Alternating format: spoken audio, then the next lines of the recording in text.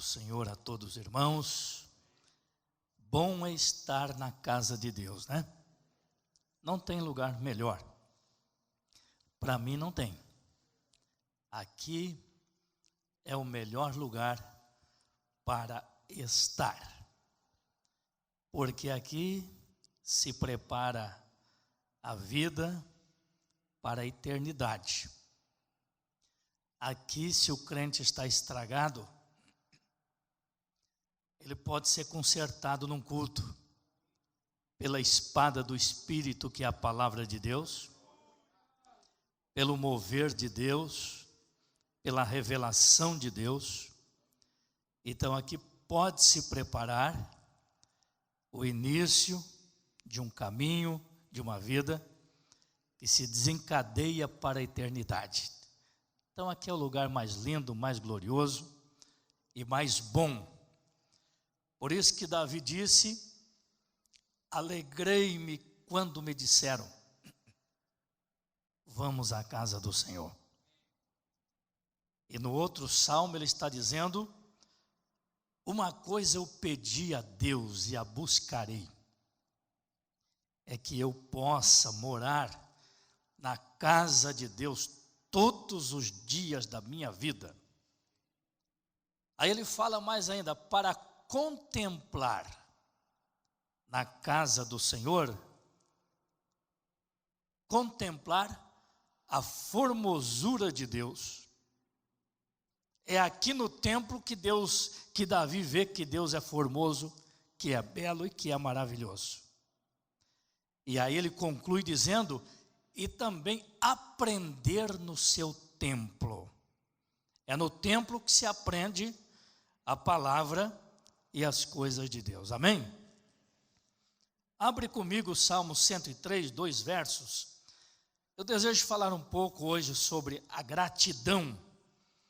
E para falar um pouco de gratidão, eu quero me basear nestes 2 versículos da Bíblia, que está no Salmo 103, versículos 1, 2. Apenas esses 2 versículos. Que nos diz assim. Todos acharam? Salmo 103, 1 e 2. Bendize, ó minha alma, ao Senhor, e tudo que há em mim, bendiga o seu santo nome. Bendize, ó minha alma, ao Senhor, e não te esqueças de nenhum de seus benefícios. Até aqui. Tomem assento.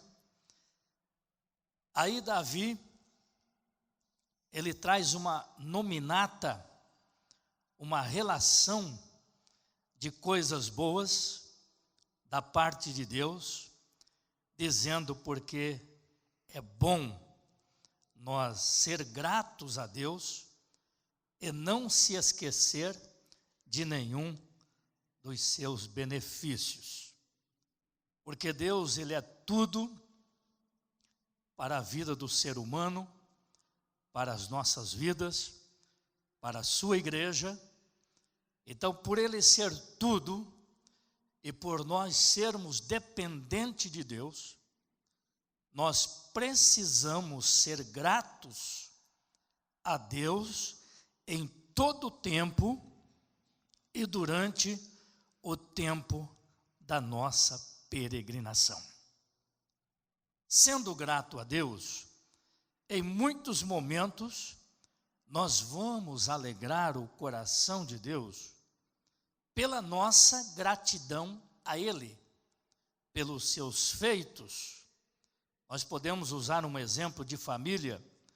Quando um filho é grato ao pai pelos benefícios que o pai concede a ele, o pai fica feliz.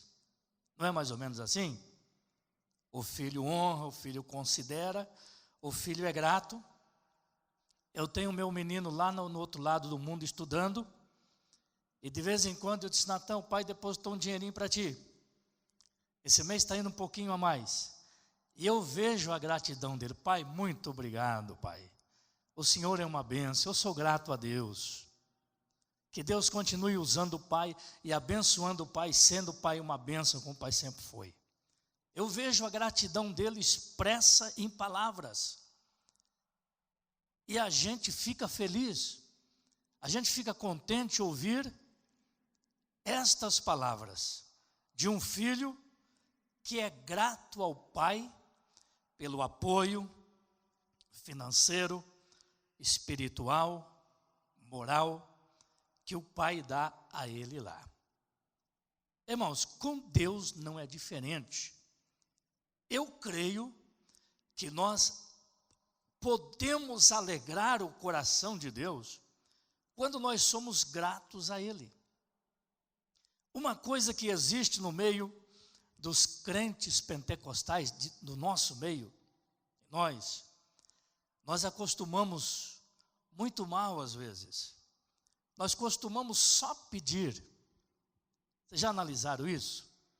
O povo mais pidoncho que tem é os assembleianos, pentecostais, agora está sendo o da Universal também. Eles já passaram na nossa frente. É o povo que mais pede. Eles não têm outra coisa a fazer a não ser pedir, desafiar para crescer, para enriquecer. Não é pecado pedir. A Bíblia diz que se alguém tem falta de alguma coisa, peça a Deus que Deus dá. Quando Tiago está falando da sabedoria, ele dá, né? E Jesus no Novo Testamento, 7 de Mateus, ele está dizendo: qual filho que pedir uma pedra, o pai, ou pedir um pão, o pai lhe dará uma pedra? Nenhum. Qual filho que pedindo um peixe, o pai vai dar uma serpente, um escorpião? Nenhum pai faz isso. E Jesus conclui o discurso dizendo: vós, sendo maus, sabeis dar boas dádivas, boas coisas aos vossos filhos, quanto mais o Pai que está no céu, que é bom, Ele negará bem algum aos que lhe pedem. Ele não vai negar. Deus, Ele faz isso. Nós podemos pedir, porque é bíblico. Pedir, disse Jesus, e dar-se-vos-á. Batei na porta e abrir-se-vos-á. E receberemos boa medida, sacudida, recalcada, e deitarão no seu regaço. Deus, Ele dá. E João, na sua epístola, está dizendo o seguinte: esta é a confiança que nós temos nele, que se nós pedirmos alguma coisa, segundo a sua vontade, Ele nos ouve, Ele nos dá. Isto prova de que alcancemos as petições que pedimos a Deus. Ele dá, então não é pecado pedir. Mas, meus irmãos, nós também temos que entender que somos feituras de Deus. A Bíblia diz que Ele nos fez. Ele é o nosso Deus, Ele é o nosso Criador, Ele é Senhor. Isaías vê Deus sentado em um alto e sublime trono, na sua visão, quando ele vai ao templo, quando ele passa pelo processo da purificação, de conversão, onde os seus lábios impuros é queimado, ele vê Deus sobre um alto e sublime trono. Ele está lá, Ele é o Senhor das nossas vidas. E nós precisamos entender que a nossa vida, ela não pode estar pautada só em pedir a Deus, só em pedir, mas nós devemos entender que devemos também ser grato a Deus Pai, pelos seus feitos, pelos seus benefícios, e se ficarmos toda a nossa vida agradecendo a Deus, para alegrar o coração de Deus, agradecendo a Deus de coração, ainda será pouco, porque o que Deus fez por mim e por você, só em dar o seu Filho, como já citou aqui o pastor Ricardo nesta noite, deu o seu Filho, não poupou o único que ele tinha, não economizou nada, ele deu tudo para morrer em uma cruz, para ir ao Calvário, ser imolado, sacrificado como cordeiro, morrer ali esvaindo em sangue, com prego nas mãos e nos pés, e uma coroa de espinho na sua cabeça, e ele perdendo todo o seu sangue, por mim e por você, por nós. Isso já é fato de nós vivermos uma vida inteira agradecendo a Deus. E Davi, ele expressa neste salmo, convidando o povo a louvar a Deus pelo amor da sua graça. Ele começa dizendo: bendize, ó minha alma, ao Senhor Deus. Bendize, ó minha alma, ao Senhor, e não te esqueça de nenhum de seus benefícios. Ou melhor, tudo que há em mim, bendiga o santo nome de Deus, tudo. E no versículo 2, bendize a minha alma ao Senhor, e não te esqueça de nenhum dos seus benefícios. Porque, irmãos, há uma facilidade muito grande do crente errar o alvo, do crente ser ingrato. Não é verdade? Nós vemos aqui na terra, eu nessa minha trajetória de obreiro, eu já tirei tanta gente, já separei tanta gente para o ministério, já abençoei tanta gente, e alguns deles são agradecidos ao pastor Círcio toda a sua vida, mas teve alguns deles que não corresponderam, eles foram ingratos a mim e o que eu fiz por eles. Isso existe aqui. E um dia um pastor, que foi meu pastor, que me tirou para o ministério, ele dizia assim: meu filho, a pior coisa que existe e o que mais dói em nós é a ingratidão do ministério, de pessoas que nós estendemos as mãos e que nós ajudamos. E aí ele dizia assim, que ele foi infeliz na sua vida em algumas situações, porque algumas pessoas que ele estendeu as mãos e mais ajudou, foi pessoas que depois alfinetou ele, deu pedrada nele, falou mal dele, e ele dizia assim, meu filho, isso é doído, isso dói. E eu disse assim, mas pastor, a ingratidão é pecado. A ingratidão é pecado. E alguém chega a dizer que é um pecado imperdoável. Eu acho que não, porque todos os pecados têm perdão, né? Mas talvez imperdoável para aquela pessoa, nunca vai esquecer. Às vezes até vai perdoar aquela pessoa, que é o nosso dever, mas nunca vai esquecer daquela ingratidão que a pessoa fez. Meus irmãos, e com Deus não é muito diferente. Nós não podemos esquecer, não devemos de esquecer, é o que está dizendo Davi, de nenhum de seus benefícios. Bendize, ó minha alma, a Deus, ao Senhor.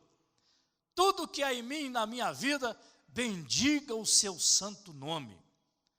Bendize, ó minha alma, ao Senhor, e que eu não me esqueça de nenhum de seus benefícios. Aí ele traz uma nominata dizendo assim, porque é Ele que redime a tua vida, a nossa vida. É Ele que nos perdoa. É Ele que nos sara. É Ele que nos colocou dentro de um projeto da eternidade para a salvação e para estarmos com Ele lá um dia, livre da condenação do inferno. Devemos tudo ao céu, devemos tudo a Deus, devemos tudo a Jesus, porque tudo Ele fez por nós, nos colocando dentro de um projeto divino, de um projeto eterno de salvação, e nós não podemos cometer esse pecado. Devemos de ser grato a Deus em todo o tempo. Eu estava Quando eu estava meditando nisso, eu me lembrei de algo que chamou a atenção de Jesus. Muitas coisas pequenas chamaram a atenção de Jesus. Por exemplo, a oferta da viúva pobre chamou a atenção de Jesus. Jesus observava os fariseus trazer a oferta no templo e depositar. E ele observou também aquela viúva. Trouxe a ofertinha que ela tinha, tudo que ela tinha, pouquinho. Viúva. Eu não vou dizer que viúva é sinônimo de pobreza, porque tem viúva poderosa, mas quando se fala numa pobre viúva, já dá a entender que a viúva tem pouquinho, não tem nada. Jesus observou aquilo, e aí Jesus chama alguém e diz: olha, quem deu a maior oferta não foi aquele baita fariseu lá não, não foi aquele poderoso lá. Quem deu a maior oferta foi aquela pobre viúva. Ela deu tudo que ela tinha, ela tirou de dentro, deu tudo o que tinha. Era pouco, mas deu de coração e deu tudo. Levou o templo em gratidão a Deus. E aí, meus irmãos, Jesus fala disso. Outra coisa também que está dentro do pensamento bíblico é que Jesus, um dia saindo de Jerusalém, passando por Samaria e Galiléia, a Bíblia diz que Jesus entra numa aldeia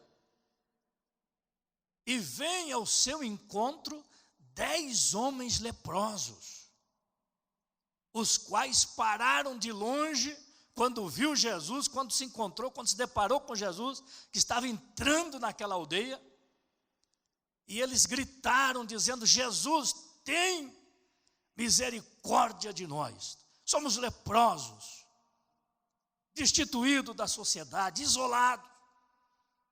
É assim que viviam os leprosos no Antigo Testamento. E aí Jesus só disse uma coisa, disse: olha, vai e mostra-te aos sacerdotes.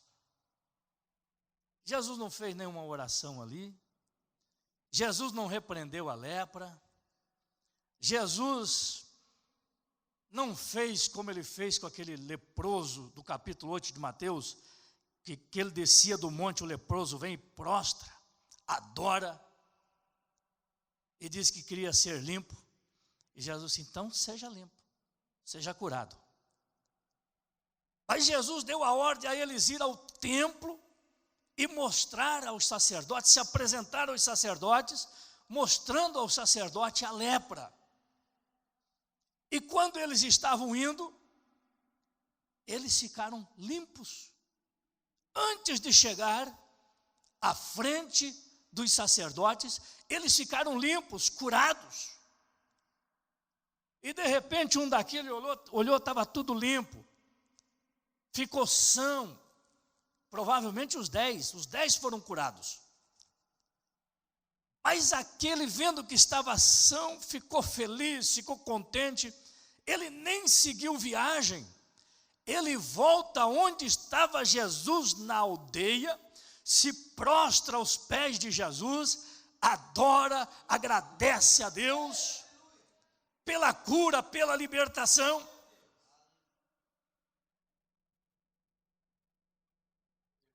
Aí Jesus disse o seguinte: não foram 10 os limpos? Onde estão os 9? Só esse voltou para dar glória a Deus, para agradecer a Deus. Só esse ainda é estrangeiro. Aí aquele também foi. Mas Jesus, ele vê aqui a ingratidão dos 9. E ele menciona, a palavra de Jesus mencionando, não foram 10 os limpos que recebeu o benefício, a cura. Só um voltou. Só um estrangeiro voltou para agradecer. Só um que foi grato. Onde estão os 9? Jesus sentiu a falta dos 9, que foi ingrato, foi curado, mas foi ingrato. Foi lá, mostrou para o sacerdote e depois sabe lá para onde eles foram? Somente um que volta e se prostra diante de Jesus, agradecendo, dando glória a Deus. Isso chamou a atenção de Jesus. Jesus viu que aquele, sendo estrangeiro, não tinha nada a ver com os filhos de Israel, talvez como os 9. O estrangeiro voltou glorificando a Deus, agradecendo e dando glória a Deus. Somente um que foi grato a Deus. 9 caíram fora. E Jesus observa isso. Aqueles foram ingratos. Eles foram ingratos. Então, meus irmãos, a gratidão é algo muito importante.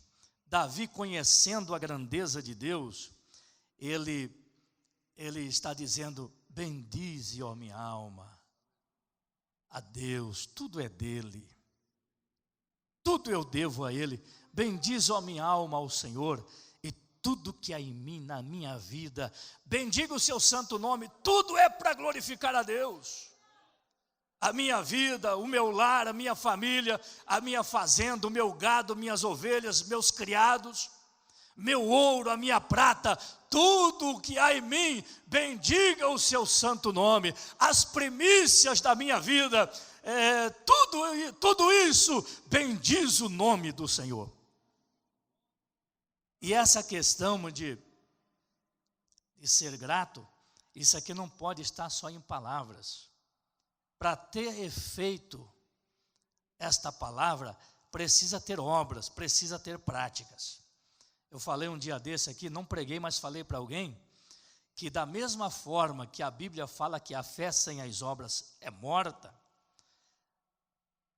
e ela precisa ter obras, para ela ser viva, precisa ter um conteúdo de ações, de ação. Assim também o amor. O amor precisa ter prática, o amor precisa ser exercido, para que ele tenha poder, para que ele tenha eficácia, para que ele tenha alguma coisa perfeita.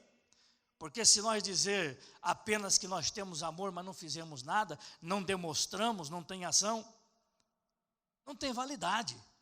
O amor, assim como a fé precisa de obras, o amor precisa ter ação. O amor precisa ser acompanhado de ação, de feitos, para que ele seja completo. Porque se alguém não tem um amor, é muito ruim, né? É o que diz a Bíblia. Não adianta dar o corpo para ser queimado, distribuir a fortuna com os pobres. E esse amor precisa ter prática.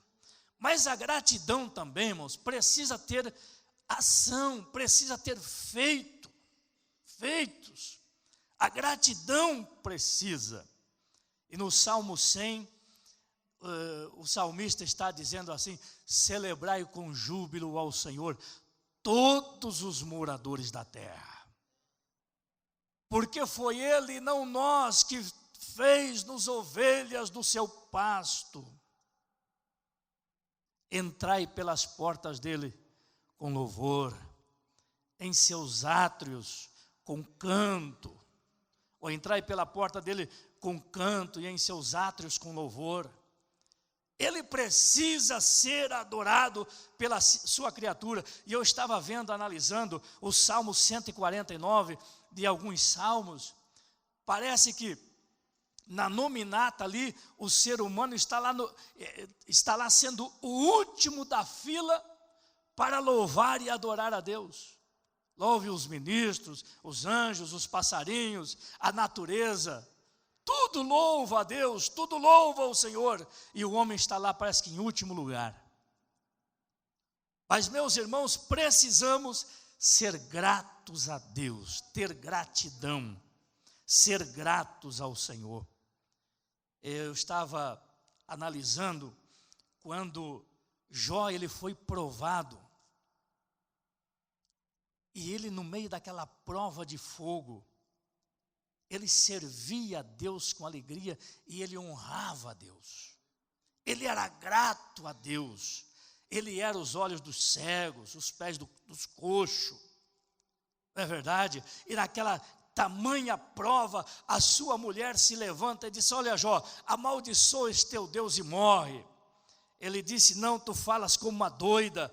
Nu eu vim a este mundo e nu eu tornarei. Deus deu e Deus tirou. Louvado seja Deus, bendito seja Deus, glorificado seja Deus. Olha Jó no meio da prova, da tempestade, glorificando, adorando e sendo grato a Deus, expressando publicamente a sua gratidão a Deus no meio daquele inferno de prova.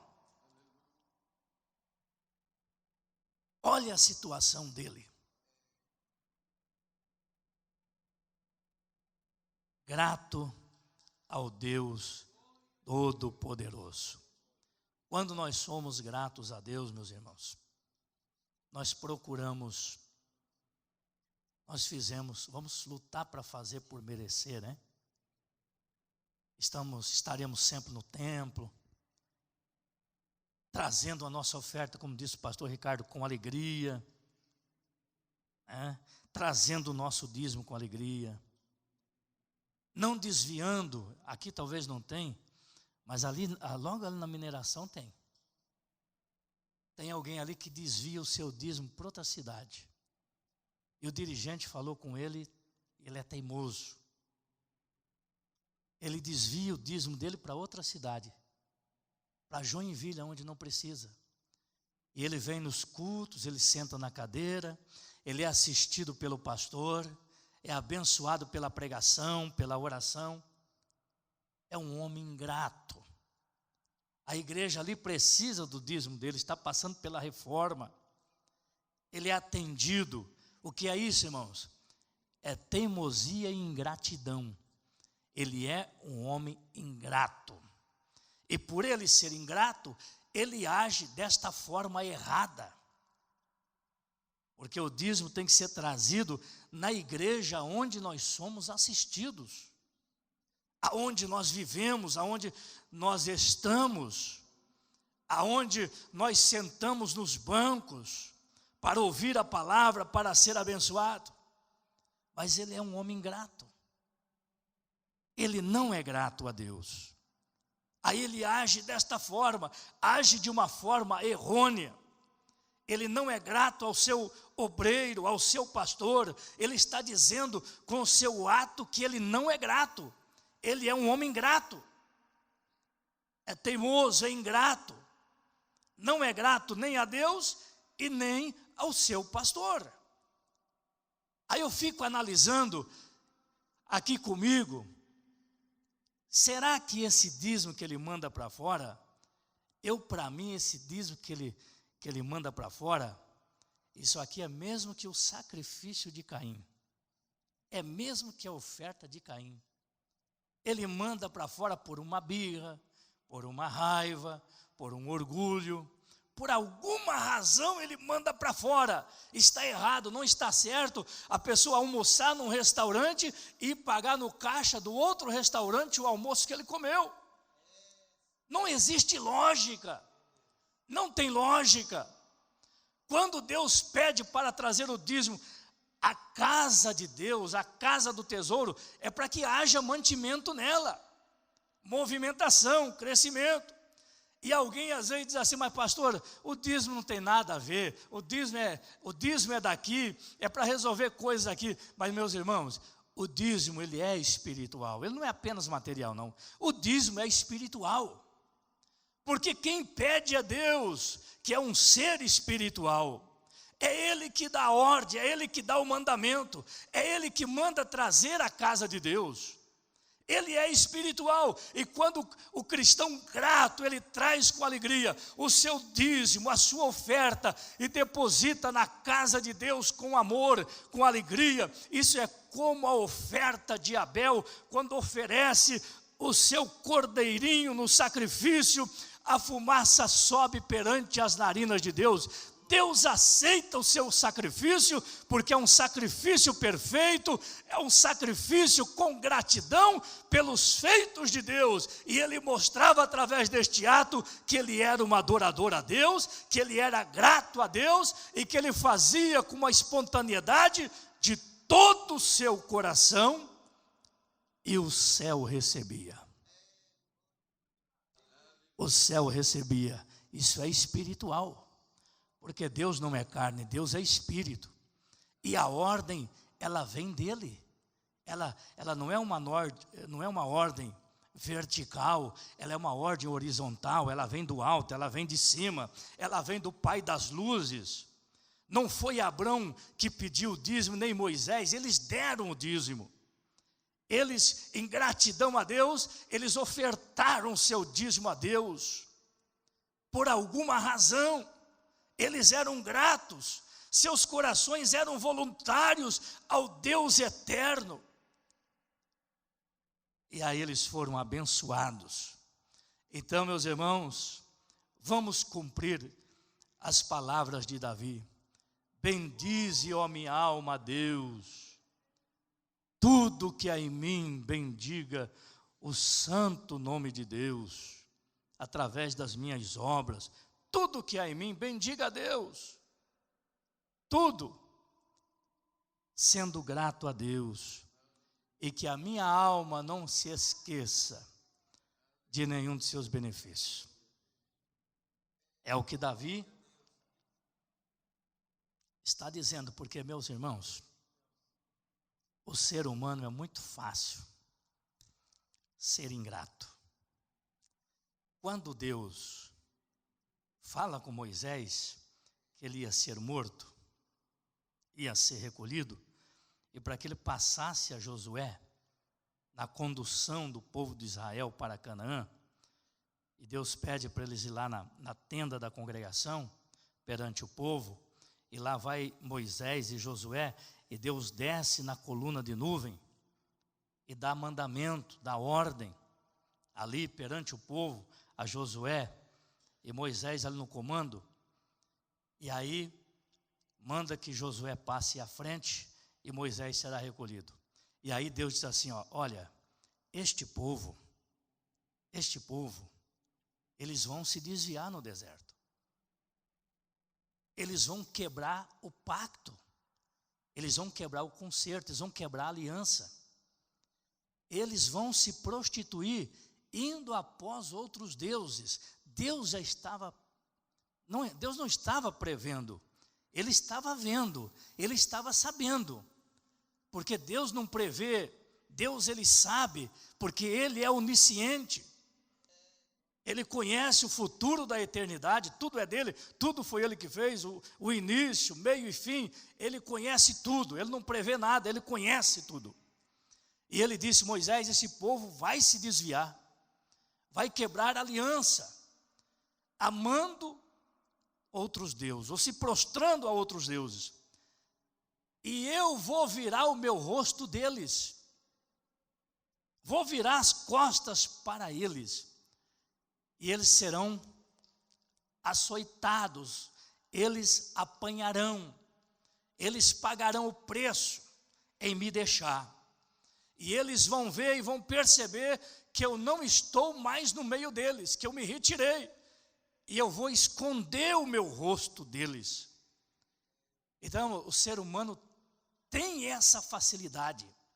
Eles viam Deus bradar, eles viam cair do céu maná, eles viam o vento oriental soprar e vir codornizes, eles viam Moisés chegar e bater na rocha no deserto quando eles estavam com sede e a rocha jorrar água.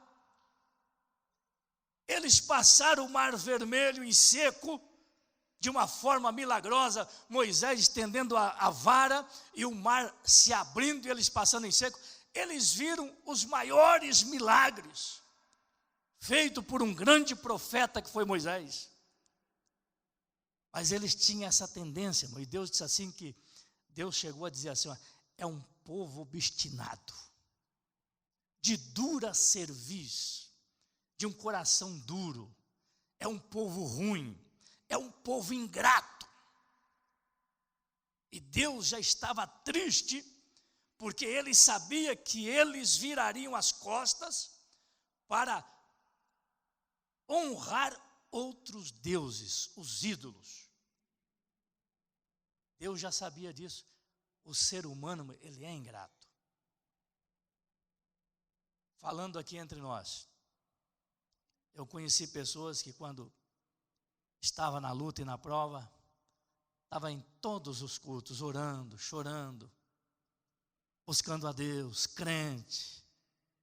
O pouquinho que ganhava, dava. Depois ficou poderoso, foi entrando o orgulho, a vaidade, aí começou a deixar Deus. Eu brinquei com o irmão um dia, fez um propósito comigo, eu orei com ele e com a igreja, ele saiu da falência e enriqueceu, ficou rico, está rico. Eu disse: meu irmão, tudo que Deus fez, você ainda não é dizimista. Você não é dizimista ainda. Não, pastor, mas a missão que eu dou é mais do que dízimo. Minha paixão é missão. Mas a Bíblia não fala assim, a Bíblia fala diferente. Você está na contramão da Bíblia. A Bíblia fala em dízimo. Oferta missionária está em segundo plano. Oferta alçada está em terceiro plano. Mas a Bíblia manda trazer o dízimo à casa do Senhor para que haja mantimento. Aí, um dia ele estava numa prova, disse: pastor, ora por mim, porque veio para mim um container lá do outro lado do mundo, e esse container está preso e não consegue a liberação desse container. Eu fui orar, irmão, eu vi uma mão negra no container. O demônio estava ali segurando o container. E eu fui e falei para ele. Aí ele fez um propósito.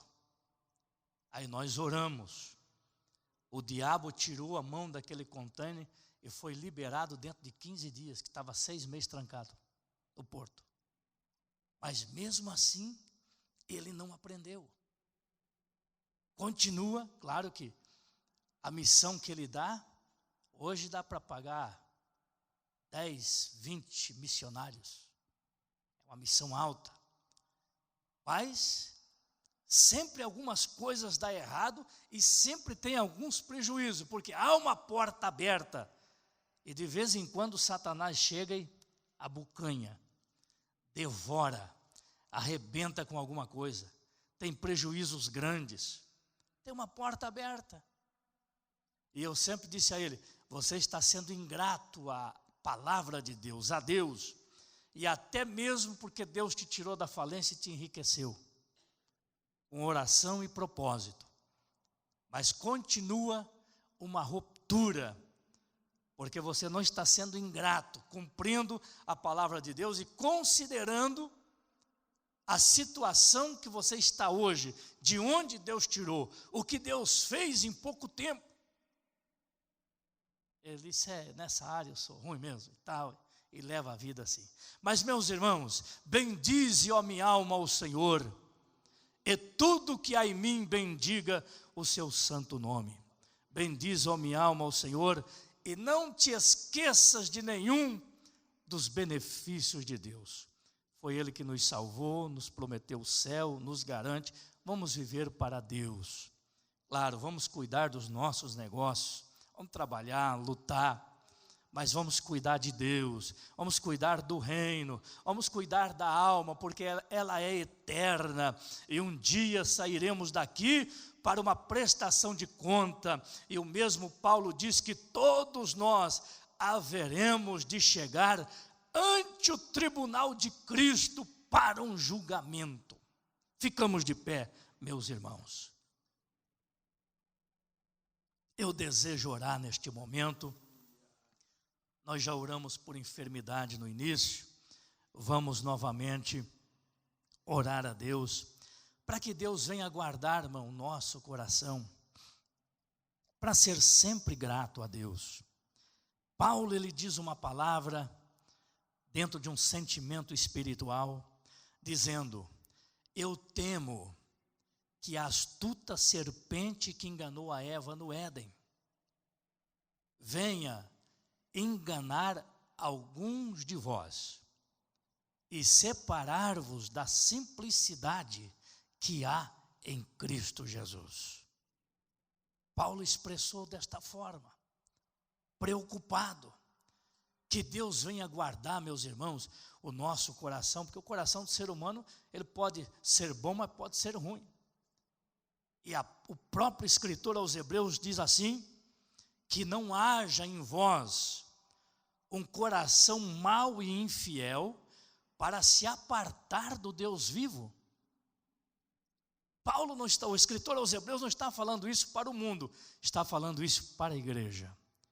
Vamos orar, meus irmãos, para que Deus guarde o nosso coração, o nosso sentimento, até o dia da eternidade, até o dia perfeito, até o grande e glorioso dia, porque tudo devemos a Deus, tudo é do Senhor, tudo é dele, nós somos devedor totalmente, inteiramente a Deus que nos fez e que nos deu uma promessa eterna.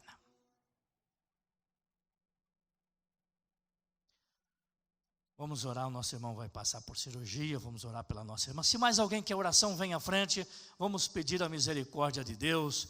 Tudo é dele, tudo pertence a ele, para que ele guarde as nossas vidas, nosso coração, a nossa mente, para que esteja escondida em Deus e em Cristo, para não ser afetada pelos ardis de Satanás, pelas suas tribulações, pelos seus males, e que Deus venha nos guardar até o dia perfeito. Oremos. Pai nosso que está no céu, em nome de Jesus, o teu Filho, oramos neste momento, Senhor, pelos teus filhos, o nosso irmão que vai passar por cirurgia, os irmãos que estão à frente do altar, dá, Senhor, a tua bênção a cada um. Guarda os nossos corações e os nossos sentimentos em Cristo Jesus. Dá-nos a proteção divina, meu Deus. Ensina-nos, ó Deus, com graça, com sabedoria, e que sejamos sempre gratos a Ti, e que nunca venhamos ser ingratos ou esquecer dos benefícios de Deus, começando pelo Calvário, pela nossa salvação, por tudo, Senhor, que tens feito a cada um de nós. Pai celestial, dá a tua bênção a todos e despede a tua igreja neste momento, em nome de Jesus. Amém, Senhor, amém.